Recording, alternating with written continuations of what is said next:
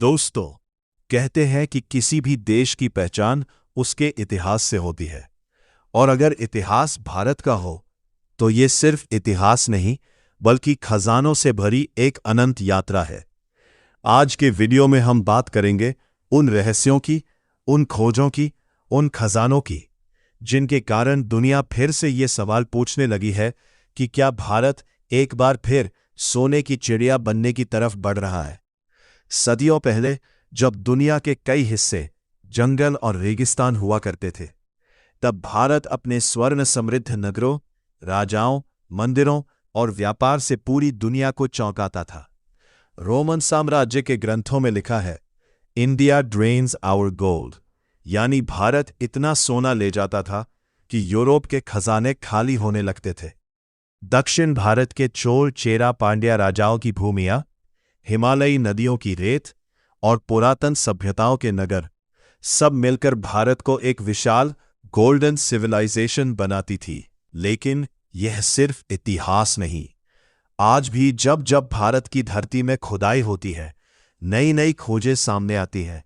कभी मंदिरों के तहखानों से, कभी पुराने किलों के अवशेषों से और कभी उन पहाड़ियों से जहां सदियों से कोई कदम भी नहीं पड़ा था।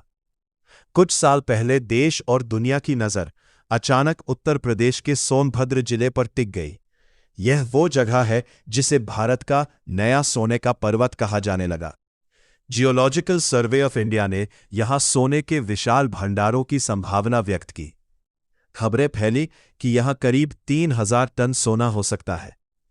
और चाहे वास्तविक आंकड़े उतार चढ़ाव में रहे हों, लेकिन यह साफ था कि भारत की जमीन फिर से अपनी पुरानी चमक दिखाने लगी है। सोनभद्र की पहाड़ियों में आज भी ऐसे पत्थर और खनिज मिलते हैं जिनमें सोना वर्षों से छिपा हुआ है। और ये तो सिर्फ शुरुआत है। भारत में सोना सिर्फ खदानों में नहीं दबा, बल्कि मंदिरों के तहखानों में भी दफन है। केरल का पद्मनाभ स्वामी मंदिर शायद दुनिया का सबसे बड़ा डॉक्यूमेंटेड खजाना। इसके तहखाने में मिले सोने, चांदी, रत्न, हीरे, उनकी कीमत किसी देश की जीडीपी के बराबर हो सकती है। और दिलचस्प बात यह है कि इसका एक वॉल्ट बी, आज तक नहीं खोला गया। लोग कहते हैं कि उस वॉल्ट में इतना खजाना है कि दुनिया की अर्थव्यवस्था का संतुलन बदल सकता है। ये सिर्फ एक मंदिर की कहानी नहीं है। भारत के कई मंदिर जैसे तिरुपति, पुरी, श्रीरंगम, ये सिर्फ आध्यात्मिक केंद्र नहीं थे, ये थे धन संग्रहालय। हमारे पुरखे जिनमें अपना सोना सुरक्षित रखते थे। लेकिन खजाना सिर्फ मंदिरों से नहीं मिलता। देश भर में पुरातत्व विभाग द्वारा की गई खुफिया खोजों ने भी इतिहासकारों को चौंका दिया है। गुजरात में 1000 साल पुराने सोने के सिक्कों का संग्रह मिला। मध्य प्रदेश के किलों में चांदी की दुर्लभ मुद्राएं मिली। तमिलनाडु में चोल वंश के समय की मिट्टी की हंडियों में सोने के गहनों का खजाना मिला। ऐसा खजाना जो एक पूरी जनजाति की संपत्ति हो सकता था। राजस्थान में राजपूत कालीन रेयर आर्टिफैक्ट्स और सोने के प्रतीक चिन्ह मिले।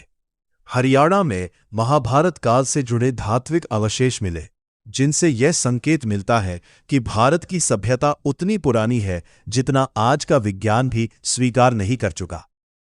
अब सवाल यह है, आखिर अभी इतना सब कैसे मिल रहा है? इसका एक बड़ा कारण है नई वैज्ञानिक तकनीकें, ground penetration radar, deep soil scanning, laser mapping. इसके अलावा देश भर में चल रही नई construction activities, highways, smart cities की खुदाई, इन सब से पुरानी सभ्यताओं के रहस्य सामने आने लगे हैं। ऐसा लगता है जैसे भारत की धरती आज खुद हमें पुकार कर कह रही हो, मेरी परतों में अभी कई कहानियां दबी हैं, बस खोजने की देर है। अब आता है आज का सबसे बड़ा सवाल, क्या भारत फिर से सोने की चिड़िया बन सकता है?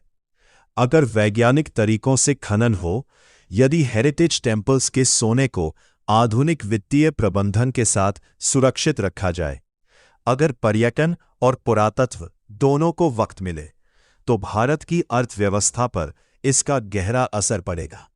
वैसे भी भारतीय परिवारों के पास जितना सोना है, वो कई देशों के सेंट्रल बैंक से भी ज्यादा है। ये आंकड़ा बताता है कि भारत में सोना सिर्फ धातु नहीं, संस्कृति है, आस्था है और शक्ति भी है। जब दुनिया रिसेशन की बात करती है, भारत गोल्ड डिस्कवरी की। जब दुनिया मंदी डरती है, भारत प्राचीन वेल्थ रिकवरी की। और यह सिलसिला अभी रुका नहीं है।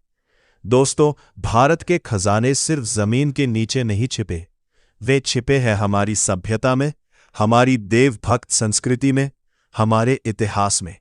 और जब भी भारत जगता है, सोना अपना रास्ता खुद ढूंढ लेता है। अगर आपको ये वीडियो पसंद आया हो तो लाइक करें, शेयर करें और कमेंट में बताएं आपके हिसाब से भारत का सबसे बड़ा अनखुला खजाना कहाँ छिपा हो सकता है।